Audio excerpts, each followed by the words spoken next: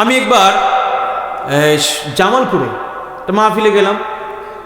মুরব্বী আমার সঙ্গে কি সুন্দর করে কথাবার্তা বলে খাওয়ালো, আমাকে আয়োজন করে খাওয়া দাওয়া করিয়ে উনি কমপ্লিট করে মাহফিল শেষ করে বাড়িতে গেছে। আমিও বের হয়ে গেছি। একটু পরে খবর আসছে উনি আর নাই।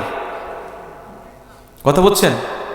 চোখেরই পলকে তুমি হতে পারো লাশ, চিরতরে বন্ধ হবে তোমারই নিঃশ্বাস। হবে এলান তোমারই নাম মসজিদের মাইকে, হবে এলান তোমারই নাম মসজিদের মাইকে।